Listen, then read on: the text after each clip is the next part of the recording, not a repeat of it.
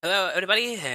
How does everything is going? I am Go Senpai, and this is Donald Dog, Goin Quackers. The category is any person PS1, but I'm gonna be having a good amount of time to talk about this during the run, so should be worried about that. The time is not gonna start yet. I just forgot to do something cool. Give me a moment. There we go. So the time already is gonna start once I get the control tunnel, so we are just gonna wait like 20 seconds from this point, and sorry for the barking dogs in the background. Yeah. The reason why this is the category is called, well, I'm gonna talk about it. The time is gonna start on 3, 2, 1, go. Sorry, I got a little distracted by the barking dog in the background. But well, the reason why the category is called Any Person PS1 is because first, any percent means that it is the intended any person by developers, and PS1 because we're playing the PS1 version of the game. Because in general, this game got 5 versions in total, so 3 versions for console versions, and oh my god, definitely this is not a good moment. I don't know why my dog decided to start barking right now when he was calm the rest of the day. Okay, but hopefully in like 2 or 3 minutes he's gonna stop. So getting back to the topic, this game has 5 versions in total. So the first version of the game and the community it's considered as a PC, Nintendo 64 and Dreamcast version. The second version is a PlayStation 1 version, that's the one that I'm running right now. The third version that was released 2 years later in 2002 is the GameCube and PS2 versions, and the versions 4 and 5 are the portable versions of the game, which are the version for the Game Boy Color and the version 5 for the Game Boy Advance. So in this case, since I'm running the second version, which is the PS1 release, and each game is different, but at least between versions 1 and 2 there are some slight differences between the games, but all of them are different. And that's the reason why this category is leveled like this. So in the any percent category of this thing, what I'm gonna be doing is that okay, okay, he's not gonna stop on a bit. So talking in general about the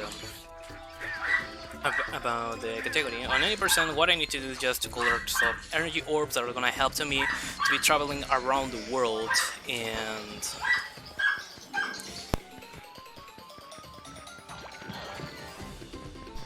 sorry, I needed to mute for a bit just to say that somebody was able to make that this and dog kept calm for a bit. So what I was saying, okay, I was talking about the game. So this 30% category, what I need to do is that in each stage I'm gonna be collecting an energy orb that is gonna help to me to give some energy to the gyros travel machine. So with this, I'm gonna be able to be moving around the world, just to collect all the energy orbs that I need to be able to reach the Evil's Murloc pad. So the plot of this game is that the plot of the game is that is okay. It looks like working stuff. That's good. So the plot of the game is that okay, it's not gonna stop on a bit. The plot of the game is that Daisy was well works as a TV reporter. So she was doing a live broadcast since the evil wizard Murloc pad, and she was trying to reveal his evil plans. But Murloc notices that she is in his place. So he decided to kidnap her. So now Donald needs to well, first that other run. So Donald now is gonna try to save her. But before he is gonna be able to do this, he needs to travel around the world collecting some energy orbs so he can use the gyros time machine in order to reach the evil wizard Murloc pad and be able to rescue Daisy. The plot is basically the same in all the versions of the game, so the only differences are mostly the soundtrack and the gameplay mechanics, some animations, and obviously the graphics. The reason about this is because Ubisoft, the company that helped with the development of this game back in 2000, decided that it was a very good idea to split the development of this game on many and developer studios around the world. So that's the reason why the game is a lot different. And the reason why we consider the N64 PC and Dreamcast version of the version 1 is because the advertisements that were broadcast on TV back in the day were using the N64 footage, but another difference that exists is that we have some full motion videos here in the PS1 release that are also available on the PC and Dreamcast version. Obviously in N64 they're not available because, well, low storage on the cartridge, but basically in gameplay there are some slight differences. There are some, unfortunately on the PS1 version, there are some animations that are lacking off that are present on the other versions. But if speedrunning talking, that's good because we don't need to, for example, when I catch the milkshake, we don't need to watch the, we don't need to see the animations where where Donald is changing into his crazy mode. So as we can see, this is a kind of rip-off for kids of Crash Bandicoot, because talking about the games of the era, we can compare this game with the Crash Bandicoot because it feels like a total Crash Bandicoot warp game. So and basically, and the mechanics are the same, just 2D and 3D movement, the warping machine concept, and all that kind of things. So we can associate that kind of things to the game in general, just to have an idea about what are we looking for. So for example, here we collect stars, and each 100 stars we get an extra life. And just in case you were noticing, no, unfortunately you cannot deactivate the HUD that you're watching on screen. So definitely if you play a lot this game, you're gonna burn your TV. But since this is not my case, I play this game a lot because obviously I do runs of this, but I try to don't do this a lot of times just to don't burn my TV. Well, that's a thing. And also, this is a very easy game in many aspects, but the big problem that the PS1 version has are the physics and the control of Donald. That sometimes is not the best and can be a bit troll, like for example with the death that I got on the previous stage, or here that for some reason the game decided to don't give me the correct hitbox when I was jumping on the air, so I turned it into the Mad Dog pace. So basically you have 3 paces in the game. The normal mood or regular mood is when, for example, when you start a stage and you are on a normal mood, when Donald looks happy, as you can say. But if he receives damage, we're gonna enter into the Mad Dog pace, so that is this one. And if I don't move Donald for some seconds, depending on his mood, we're gonna be watching different animations with him. So also, if we receive damage being in the Mad Dog pace, obviously we're gonna lose a life. So the milkshakes in the game works like stars in Super Mario Brothers, for example. So if I catch a milkshake when I'm on a normal pace, I'm gonna turn into the Crazy Dog, which is gonna give to me some seconds of an invisibility pace. But if I'm on the Mad Dog pace and I catch the milkshake, what's gonna happen is that simply I'm just gonna get back into the normal mood pace. So if I receive damage, I'm gonna try to catch the milkshakes that I find on the stage, just to be on a safer pace. It's not gonna be the best because I'm gonna be lagging from the invisibility, but I think that it's better to be on the normal dog pace than on the Mad Dog pace for obvious reasons. So for some reason, something that I don't understand is sometimes on the PS1 version, the game doesn't respect the assigned time for the invincibility. So sometimes it can take longer, sometimes it can take less time to be shown on the screen. It depends about the milkshake also. So I don't understand at all why this happens. I have timed this a lot of times because I thought that it was just something with my mind, but it looks like it's something that happens in the game. I'm just want to assume that I'm probably just unlucky and I'm the only person who has these problems, because from this game, the version 1 usually is the most it's usually the most popular, or well, the most run version of the game. But at the same time, I'm the only PS1 runner. Well, the only active PS1 runner of this game, because who's gonna care about the PS1 version of this game. Well, it's looked like just me, but I need to do something mostly for the community. But well, and the game is divided in 4 worlds, and each world has 4 normal stages, an unlockable stage, and also a boss fight. So on the any person category, we don't need to watch the we don't need to play the unlockable stages. Fortunately, that's something required for the fully completion of the game, which turns into something weird in the game. But that's gonna be something I'm gonna be explaining about well, when I complete this first boss fight. Because now we're gonna face the Bernadette's Peak. This is basically all the bosses here are auto scrollers. The pace is gonna be the same. Anything is random, or well, just few random things. So here at Bernadette, we're gonna see the first speedrunning trick.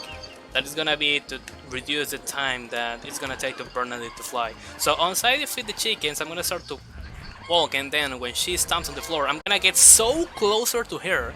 So what I'm gonna do with this is I'm gonna keep her on the place that she has stomped instead of waiting that she starts to move again in trying to stomp over Donald. So this is the first speedrun trick that we're gonna be watching on the game. It can be a really tricky on the first times that you try to do this. So for the people who wanna run the game or have playing this game and wanna give a try to this, what you need to do is that you just need to be close to one of her feet, and that's gonna be everything that you need to do. So on the paces, first we have the chickens, then on the second page we have 2 again, but with that hat, well, with that cone hat, and on the last page we have 4 of them. As you can see, it's something not so complicated, so when I hit her head again, I defeat her, now it looks like she's dead, and Donald has completed the first world with me, so nice. Cool. It's alright if I read some messages quickly? Yes, go ahead. Alright, thank you. So yeah, you're watching ESA Together. It's a week-long online marathon that's featuring speedrunners and score attackers from around the world. We invited everybody, be it ESA regulars or first-timers, to showcase their best runs for you. So yeah, this ESA Together marathon is supporting ESA and the other affiliated events' increased costs due to the coronavirus outbreak. So yeah, we're raising money to try to help keep the events going and make a big old community marathon for everybody, all the other speedrunners and such. So yeah, thanks for all your generous donations and such. We are currently at $3,710. So yeah, we should be able to hit 4K tonight, which will be pretty sick. So yeah, thanks a lot for watching, and yeah, back to you. Okay, people, keep moving the donations. Remember that everything is for the good cause. So now we enter into the big city, the second world of the game. So we can consider that probably the first world was like a kind of tutorial, because the real nightmare is gonna begin with these stages. Mostly because again we enter with the problem of the physics that I have mentioned before, because that affects Donald, that affects the environment, and also that affects the enemies in general. So there's a big problem here with some enemies. That's gonna be something we're gonna be watching mostly on the last world, but also there's a possibility that we can be looking for some of that problems, mostly with some obstacles later on this world. So again, we just go into our regular platforming, 3D platforming section, and well, we have what we have seen here. Unfortunately, one of these problems, and I have lost a life, but it's fine. So sometimes the problem with the game is that sometimes it's not gonna recognize correctly the hitboxes from some enemies, or even the Donald hitboxes. So what happened here is that I was on an angle which is supposed that that enemy cannot make any damage to me, but the game just simply decided to ignore that. That's a big problem that this game has, but it's not something really hard. Usually in these stages it's not so common that that happens, but the problem is that, as you can see, the most far I get on the stage, the most amount of enemies and obstacles that we're gonna be watching here.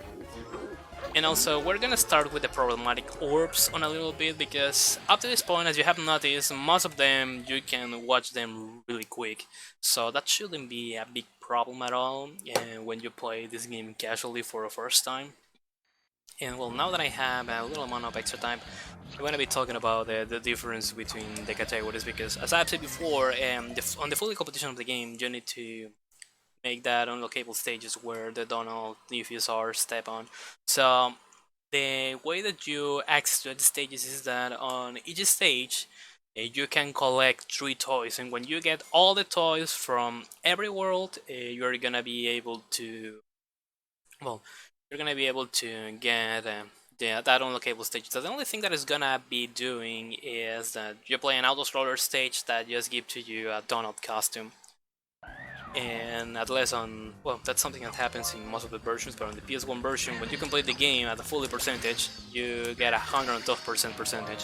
While on the other versions of the game, for some reason, the percentage is stuck at 100%. So I don't know which was the reason for the developers to don't correct the fully percentage, well, the fully competition percentage on the PS1 version, but that's another story. And probably you have noticed that when I have access to this stage, we got a black screen for a good amount of time.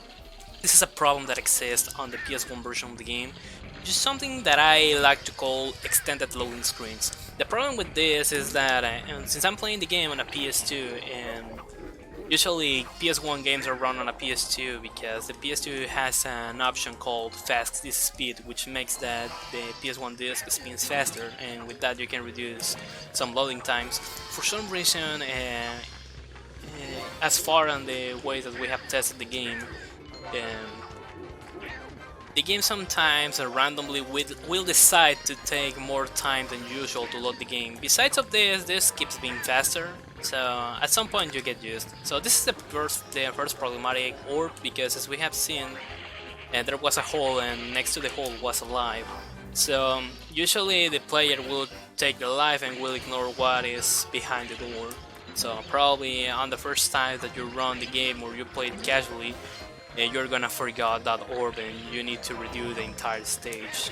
Because once you get the orb, you need to complete the stage, otherwise you are not gonna keep it and you're not gonna be able to activate the warping pad that is gonna move to you to the next boss fight.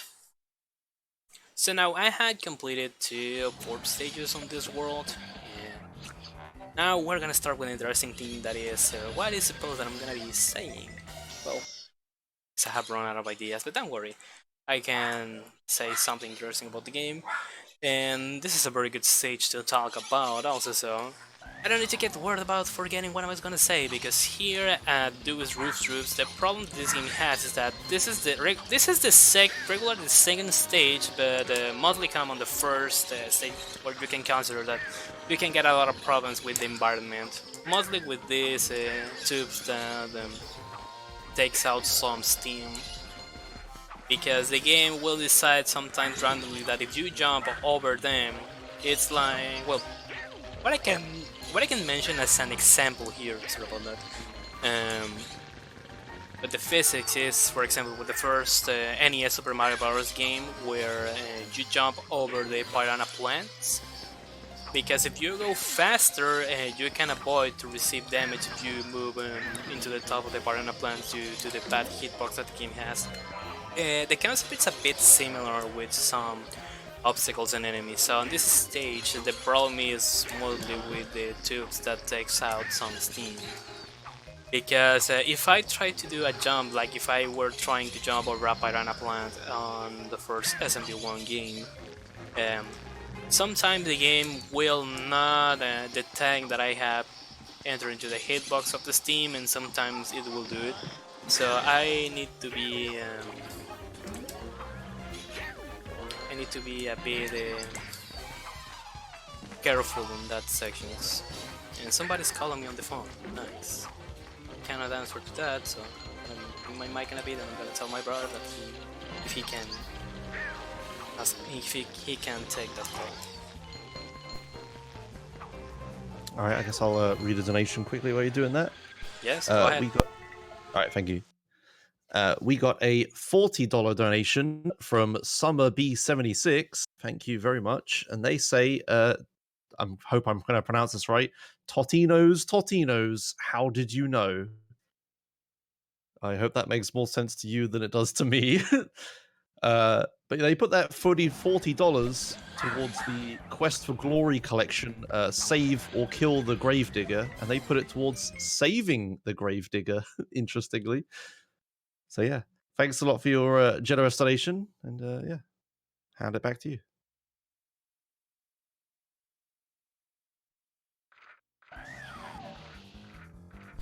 Okay, as I was expecting, it was the delivery man because I have ordered Animal Crossing Online, so imagine using internet to buy a physical copy of a game. Well, you can buy the digital copy, but I don't like digital games, but at least the delivery man has arrived, so my brother is gonna take the package for me, so that's cool.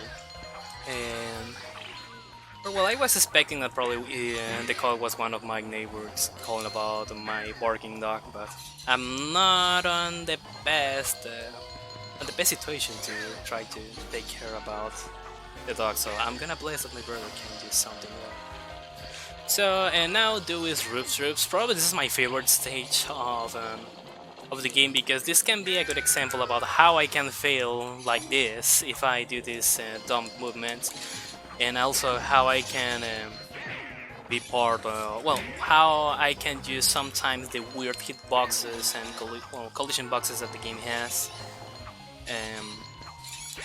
Because again, in some stages, like in Duke's Roof Throws, this can be a problem, mostly with the obstacles, but sometimes in the stages like this, like the urban height rises, you just can use everything to your side, but except the bomb. So here, every time that I'm watching these bombs, and also when we can listen to Yoshimu's typing his keyboard. And oh, sorry. don't worry, it's fine. It's funny. Well, sometimes we can use some enemies like these birds as little platforms. Unfortunately, I haven't jumped correctly in the first bird, so I needed to wait a little bit until the cycle of the steam finishes, so I can start to move it. So I used to lose like a half a second thanks to that, so it's not a big problem anyways. And also something I like in the game is how does the double jumps are managed, because you're gonna see sometime that I'm gonna be falling down on purpose, but I can do a jump on mid-air and I'm gonna be safe. So that's another cool topic, cool thing about the game. So in resuming everything that I have mentioned, basically these bad collection boxes and bad physics can be used for something good and something bad at the same time. So now that I have beat it, okay, what happened? Okay, my mistake. I thought that I forgot an stage or something, but we're fine. Now, Beagle Boy's Tower probably is just something you haven't noticed, or probably you haven't noticed with the first boss, but I'm pretty sure you're gonna put attention to this on the second boss, is that most of these characters are taken from the original animations from Donald Duck. So now here at Beagle Boy's Tower, what he's gonna be doing is that he's gonna be throwing this wrecking ball 3 times, then the machine is gonna stuck for a bit, so he's gonna go out and try to fix it. And now Donald, what does Donald need to do? I don't think that deserves an explanation. We just need to put attention to see what he is gonna be doing. He's gonna be kicking something on Beagle Boys. So now second cycle, and it's supposed that the horde part is gonna start here, because some parts of the roof are gonna fall down. If you put attention, you can notice really quick which sections are gonna be falling down, or well, the divisions on the roof of the building. And also the pattern is the same all the time, so you shouldn't be worried also about you're stepping on the wrong section of the roof. And I have received damage here, that's cool. So another technique that I have found here is that some people uses to have problems on this stage. So what I do is that I'm moving and I'm jumping at the same time, as you have seen, because with that that's a bit safer, or probably faster. I'm gonna assume that it's more safer than faster. But doing that jumps, what you're gonna be doing is that Beagle Boy is gonna be throwing some TNT boxes to, well, depending on your position, but easily you can you can avoid all of that and keeping doing that jumps, because when he throws the TNT to a section when you are, you just make another jump to the other side, and you can avoid really easy that TNTs. There are some people that prefers to keep walking, but that's something I don't really recommend, because sometimes if you keep walking, again, the bad collision boxes of the game can be a bit troll, and the game is gonna think sometimes that if you are on the same direction of the TNT, the game is gonna think that you have received damage thanks to that. So you probably is gonna put you in a worse situation. So the the tip that I can give here, the little advice that I can make about the second boss of the game, is that you just keep jumping. That's gonna be fine and better for you. So now we start with the second half of the game. Now we enter into the creepy zone of the game, and probably this for all the people who have run the PS1 version and sometimes decides to run it randomly. And this can be the most problematic section of the game, because we're gonna see that there are gonna be a lot of moving platforms and all that kind of things that if we remember the 21st night of September, and also that this game doesn't have some good collision boxes, because I know that I have said a lot that thing about the physics of the game, but believe me, it is more awful than it looks. But at the same time, it's pretty cool. It's not like a hard thing, but just if you have that in mind, then you're gonna dominate this game really quick. It's not a bad game anyways, it's a pretty good game. But speedrunning talking, sometimes that can be a bit troll. Casually talking, it's something that you're not gonna notice a lot, because usually when you play you play games casually, you are trying to go as safer as you can, just to enjoy the game and don't die a lot. But in speedrunning, sometimes the physics cannot cooperate correctly with you when you're trying to do some stuff. So at least on this first stage, we're gonna be watching a lot of moving platforms, but at the same time, that's something that you just can that you can avoid really easy, and that you can dominate with the problems. Probably the issues with these stages are gonna be in some platforms when we have this 3D perspective, or well, this point of view that I'm having on this stage, because sometimes it can look like some things are close to you when they are not. So that's another typical problem from the 3D platformers of the late 90s and early 2000s. So that's something you need to get used to. And also, we start again with the problematic orbs, because as we have seen, there was a toy next to this orb. So it's supposed that if you're going for the toy, collecting the toys, probably you're gonna watch that orb. But if you're not getting the toys, probably you're gonna forget also this orb. This is one of the few. Fortunately, most of the orbs are really easy to get, are really easy to locate, but some of them, like the one that we have seen here at Haunted Hall, are a bit troll.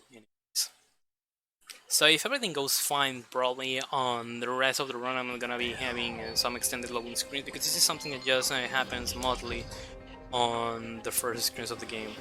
With the test that I have mentioned before that we have been done, just for now, well, my console is a 90K model, which is the last PS2 model that was released, and I have the problem here. So also, another person who has a 77K made a test with this, and he got the same problem. So we're having a theory that probably on the first slim models, or well, on the first fat PS2 models, we don't have any extended loading screen. But as I have said before, it doesn't matter if you get them. You're gonna get like 1 or 2 during your run. Usually you don't get 3 or more. So with that, even the game loads faster, comparing it with just the regular loading time of the game. And curiously enough, I'm the only console runner of this version of the game. So as I've said before, since there's not so many activity on the PS1 version of the game, but less on consoles, it's a bit complicated to try to find some tricks and do some tests. And okay, I was trolled by the controllers. So what happened here is that sometimes when I'm so close to the edge of some sections of the floor, and I try to make a double jump, the game it's gonna throw me first to the hole, and then it's gonna detect the second jump. So sometimes that cannot cooperate a bit. For example, this platform is a bit problematic on the first time that you play the game because the 3D perspective makes you think that it's gonna get closer to you, that it's moving up and down, but the reality is that it is moving left to the right. So next to this checkpoint, we have the other, the second orb of this section of the game, of this world. And again, this is another one of the easiest orbs that you can have. But also, when you start to run the game, this can be troll because if you don't remember in which stage you're gonna be finding the orbs, probably you're gonna get confused on any other stage of this game. So since I have received damage and I cannot, and it's supposed that on this part I used to go for the invisibility route, I decided to wait a little bit with that dinosaur enemy, with that prisoner, because um, usually the enemies that spins around themselves on the game, you cannot make them damage when they're spinning. So if some of them are in your way and you cannot avoid them, and you reach them at a bad moment, at a bad cycle, you need to wait until they finishes with their cycle so you can defeat them and you can keep going to the stage. So for now, the only problematic enemy is this one, and well, this is the second extended loading screen of the game. So fortunately, from this point, we're not gonna get most of them.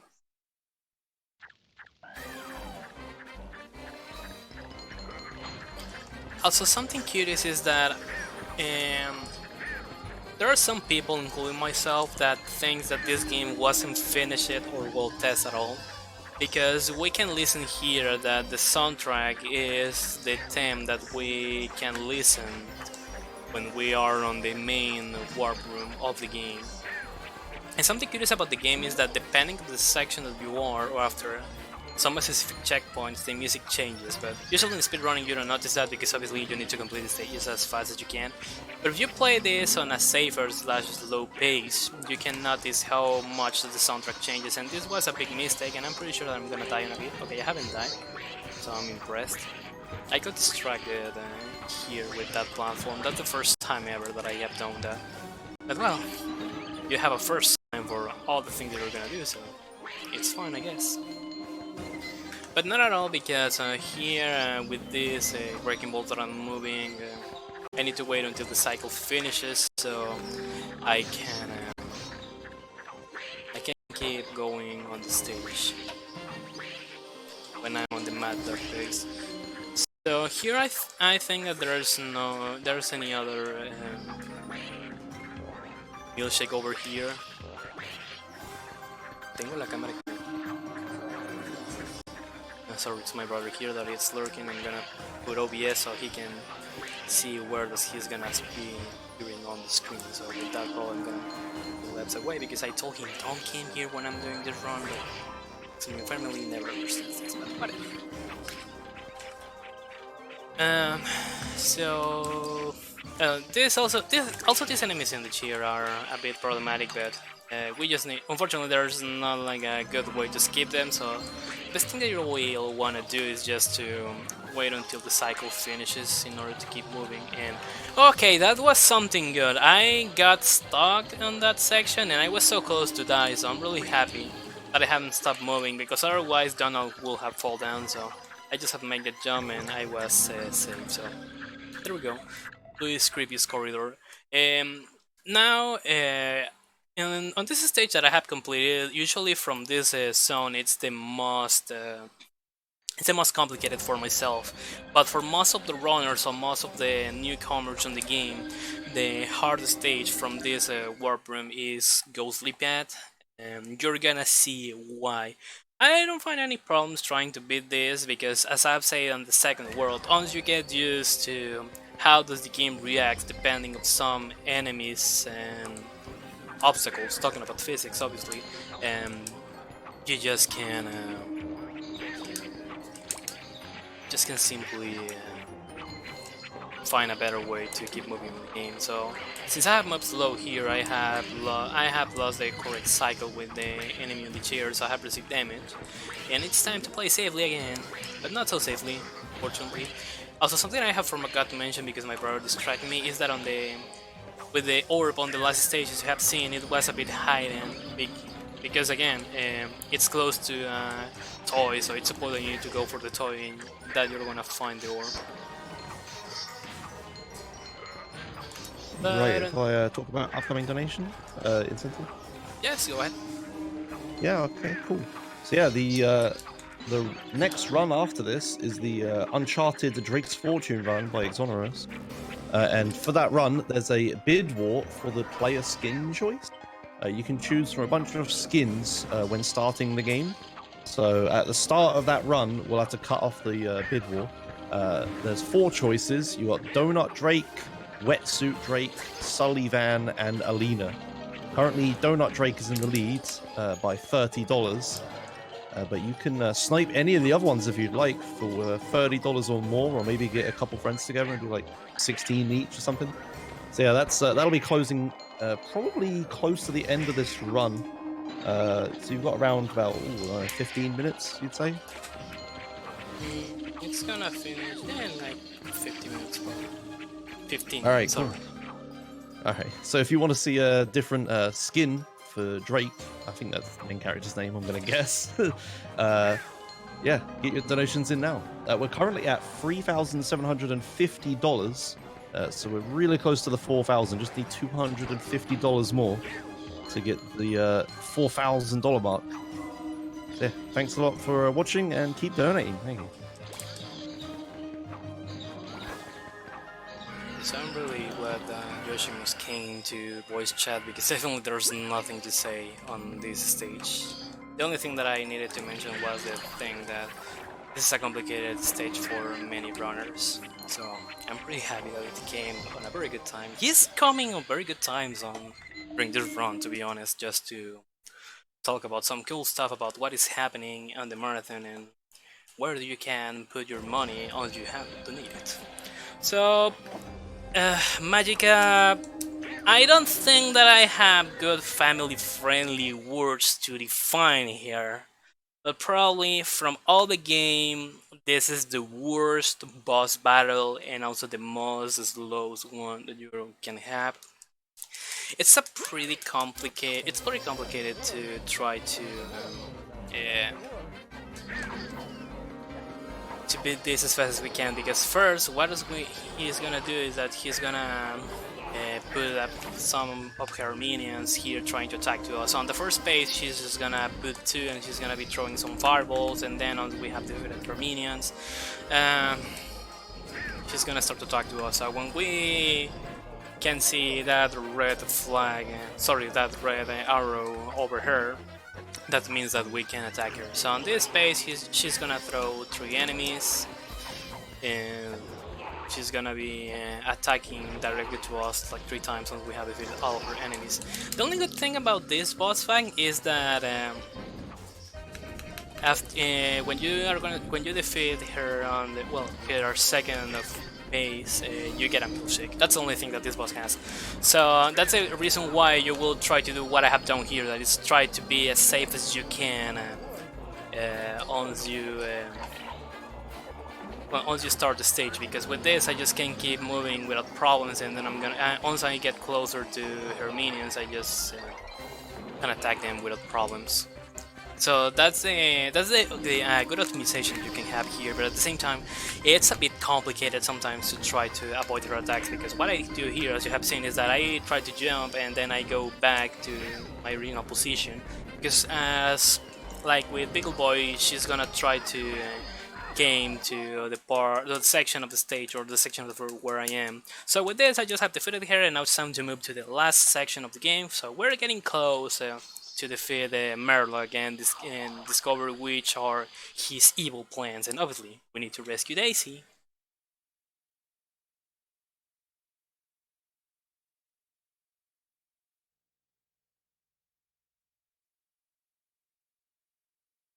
Well, we can say that probably the hardest thing, the hardest parts of the run has concluded up to this point, mostly with the fact that I have mentioned before about Ghostly Path being a very annoying stage. But probably I'm just the only runner of the PS1 version that doesn't have problems or doesn't have big problems with Ghostly Path. But that doesn't mean at the same time that this last section of the game is gonna be something really easy, because again we're having a little amount of problems sometimes. And probably in this section of the game is where you can notice a lot what I have said about the game wasn't tested correctly or the soundtrack wasn't assigned correctly. Also, this side sometimes don't want to cooperate, so I'm gonna move a bit safer here because mostly on this last world, you will try to be as safe as you can when you start the game. So what I've said with the spinning enemies, now we have this guy with that big mask that probably has the worst hitbox in all the game. So it's a bit complicated to try to find a spot where you can hit that enemy. So what I used to do is that once he stopped spinning, I hit him on his top left side, as you have seen. That's probably the safest spot that I have found to defeat that enemy. Because otherwise it's gonna be something really annoying, because most of the time it's gonna make to you damage. And there's a lot of them in many tight spaces, so again, definitely on this world you will try to be as safe as you can, because you can lose a good amount of time when you die, because as you have seen, sorry about that, the stages are a bit longer. So the problem here is that there's a big distance between checkpoints on the game. So obviously if you die close to a checkpoint, it's not gonna be something bad at all, because well, you spawn really quick. But since there's a big distance between the checkpoints, obviously when you die, for example, if I die on this point, which is another point where, well, with these scraps, which is another point where usually people just die, that's gonna be something really bad. So now I'm gonna take a little risk here, because if I die it's gonna be something good, because I'm gonna be able to show you how many times you can lose, because this is the last checkpoint that the stage has. But at the same time it's not gonna be good, obviously, because if I lose time I'm gonna be finishing late. And mostly because here well, the problem is here, as we can see, there's a steam ray, and this is we have also this spinning enemy here. Fortunately I haven't died, so I'm really happy about that, because the game sometimes again just like to troll you with the awful hitbox detection this has. So now moving to the artifact way, which is the second stage of this second warp room, we're gonna be watching these annoying enemies again, but the good thing of this is that the spaces on the floor are not so tight, so you can find a lot of ways to avoid most of these enemies without feeling of the necessity of defeating them. So it's something really good. Also, probably for the people from Europe that has recognized the game but feels that the Goin Quackers is not the correct name of the game, the reason behind that is because the game was called Donald Duck Quack Attack in Europe. I feel that that name is better than Goin Quackers, but also Goin Quackers isn't so bad, and I have died here. Something I like about the game is that when you die, depending on the death you get some fun death animations. For example, when I have died in this section, we have seen how Donald entered in contact with the lava, so it was a pretty good death animation. And also, if for some reason you die a lot, that I think that on the next checkpoint, or well, on a checkpoint where I close to the hole or an obstacle that I can make a faster death, I'm gonna try to do that. But when you die a lot on the same stage, Donald's gonna show an additional animation watching to the player as a signal that you should play better than this. I don't want to keep dying. So, okay, I'm gonna do this on purpose because we have some time. So with this crocodile I'm gonna die a couple of times because it's fun. I really like this animation. Probably it's my favorite. Also, there's some lava. Why I don't go to the lava? Okay, the crocodile was a bit troll there, so I hope that you have enjoyed the beautiful animation of Donald being mad and watching to the player on the screen, throwing his head and then taking it back, and he puts again his head on his head again. So yeah, probably my favorite parts of the game are the death animations. Are pretty funny, mostly when you're a big Donald fan. So some years ago, when I discovered that in Europe Donald is more popular than Mickey Mouse, the only thing that I have to say is that you have done something good. Europe, Donald is better. So if for Donald fans that were disappointed, like myself, that on a previous run where there was a big bid war between Mickey and Donald, and we have seen Mickey, don't worry because we have good animation with Donald. Also, Mickey is good, and the other Disney games that have been run on Disney Marathon are so good. But now, since Mickey has won the bid war for a previous game, it's time to Donald to have some good action on the screen. Some of the other names that I remember about Donald in Europe, I remember that on Finnish, or well, on Finland, it's called Aquanka, and I know that because we have some Finnish runners in the game on other versions, so I have seen their games when they put the game in Finnish. Which looks, I think that that's a very interesting game and very name also. Sometimes it is interesting to know some names in other languages,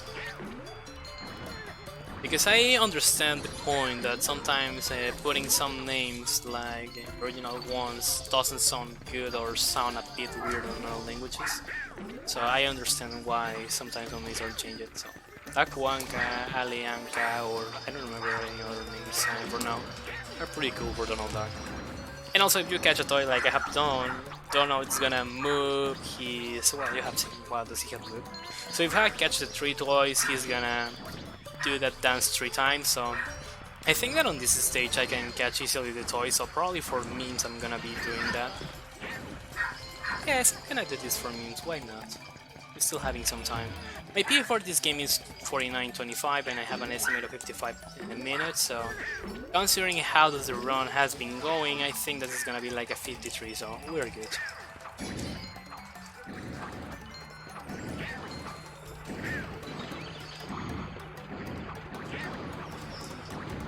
And also, something that I was forgetting to mention is that with the cycles, fortunately most of them are global and are the same all the time, so you shouldn't be worried about if you need to make a manipulation or something to catch them. So that's something really good. So now I just need to put platforms, because in this case since I have went for the toy, I have used a good cycle to catch these platforms. Anyways.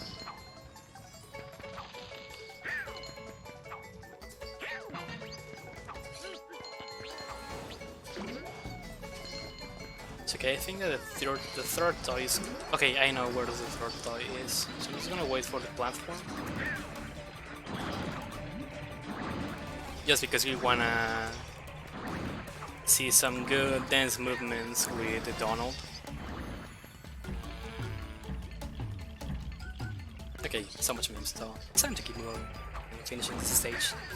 So another problematic orb here, but it's mostly because the bridge falls down, so the way that I have catch the orb is the better, or well, the safer way that you can have to catch the orb here. Otherwise you're gonna die because you fall directly into the lava. And you get well, as you have seen, there's not a big distance between the orb and the checkpoint, so you shouldn't feel worried about that if you're gonna lose a good amount of time or something like that when you start to run this game or when you do your first runs. But try to remember how I have jumped there, so that's the safest way that you can have to move around the orb and catch it without dying, without also needing to respawn and all that kind of things. So now Asian Fate, the last stage of the game and the most broken with the music, and you're gonna notice that some seconds after the first checkpoint, because again Probably the developers forget to test this correctly and they forget to add the correct soundtrack to the last section of this stage.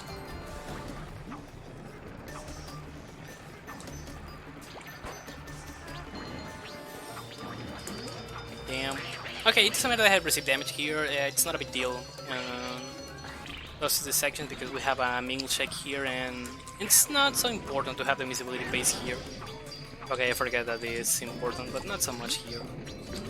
In this first section it's not complicated. There's another one later, I think, where... Yes, there's one later on the stage where definitely you will want to have the invincibility base with the initiate. Otherwise you're gonna waste some time. Okay, it was a section, but looks like my brain played with me and made me think there was gonna be a milkshake there, and there was any of them. So I'm gonna wait for the Piranha cycle, and then I'm gonna keep going. Also, you can get easily lives here, so you shouldn't be worried about if you're gonna get a game over during a run. But if you get one, I think that I have some bad news for you, my friend. So now here I have collected all the orbs, but I need to finish the stage, otherwise I cannot reach the Arloc's pad after this.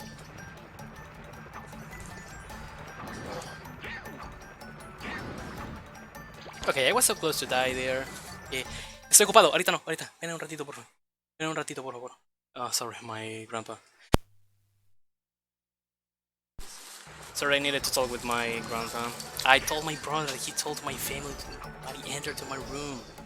But I know now that even I cannot control my brother. Okay, this was the section with the fist and the music that I was talking about. So sorry about that. Well, this is not the usual place where I used to stream. I used to stream in the city where I'm studying, but since I'm on vacations and well, we're on the quarantine for the COVID, and well, I'm here with my family, which is good because I haven't seen them on a good amount of time. And here we have what I've said with the soundtrack, but I don't think that you're gonna pay attention to that for now. Where the soundtrack changes to the main room soundtrack of the game. So well, the only thing that I can say is that there's no doors on the room that I am. So even if I close the door there and I lock it, if there's a door here and I lock it, they're gonna start to... they're gonna keep talking me, so... don't worry. Sorry, this is IRL stuff, but it's fine, it's fine. We fine. Sorry about this, definitely. I'm really sorry, I wasn't expecting that something like this happens, because also this is not the first time that I do runs here on this room, but people don't understand that my brother came again. Well, don't worry. So now this is the first this was the first phase. It's not a big deal, and we just need to avoid these bows here, and then Murloc is gonna put some firewalls, and we need to make him damage after his shield rises down. So, good point of the PS1 version. This boss fight is really easy because on the other versions it's again an auto-scroller and takes a good amount of time. So now I have received damage, so this can be bad if I die. So I'm gonna go into the safer way. So the time is gonna finish once I make the last hit to Murloc, but we need to wait for another phase of firewall. So after this one, his shield's gonna go down. So when I do that, when I hit him, the time's gonna finish. And time. Hey, what's going on with my machine? Well, now Murloc doesn't know what is happening with his machine, and he said that he hates boss. And now it's time to enjoy the last cutscene of the game, and probably the only one that we're gonna be watching around the run. So, and now my internet connection started giving me issues. Nice, but it's the end of the run, so it's fine.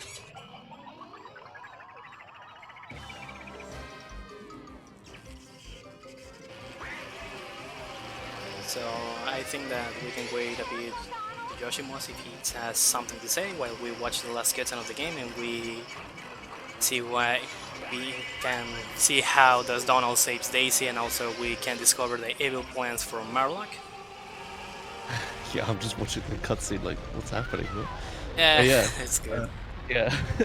Yeah, thanks a lot. It's alright. Don't worry about the in real life stuff. It wasn't that bad. Yeah, thanks a lot for that run. Uh, if you got any final shout outs to say or anything?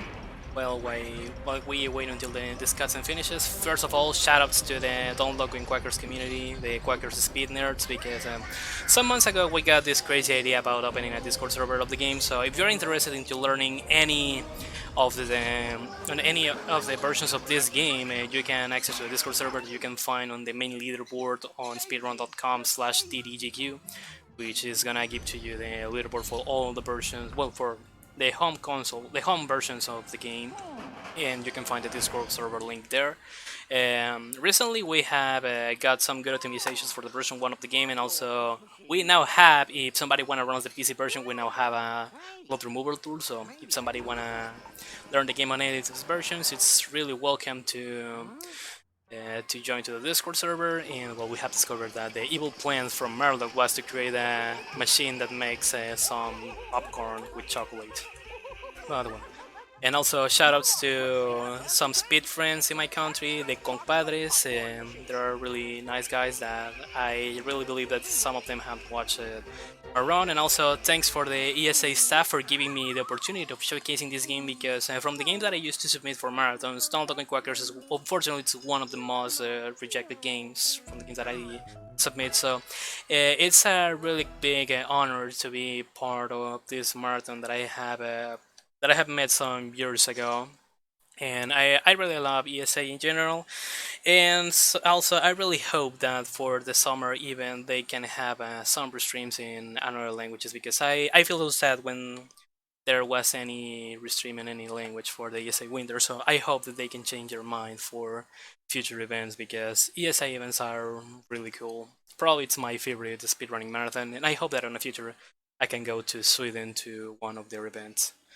And also, well, I think that this was everything for my part. I was Go Senpai. If somebody want to follow me, my Twitch channel is twitch.tv/UnFantasmaMas. I think that probably on the Franken Faces follow button is going to appear on my channel, but if that's not the case, I'm going to be commenting on it. So, thanks again for having me. I really hope that somebody gets interested into running any of the versions of these games, and keep enjoying the marathon, because we're still having a lot of good games and incentives for the runs, because this is just the second day of the marathon. We're still having a lot of good things that we're gonna be watching around this. So, see you everybody. Peace. All right. Thanks a lot. Yeah, hopefully you can make it to Sweden sometime. Yeah, thank you. Probably in Coming up next. 2023. Yeah, probably. Yeah. Coming up next, we got Uncharted, Drake's Fortune by Zonorous for real this time. I know I said that last time. Yeah, stay tuned and we'll be back in a minute. Thank you.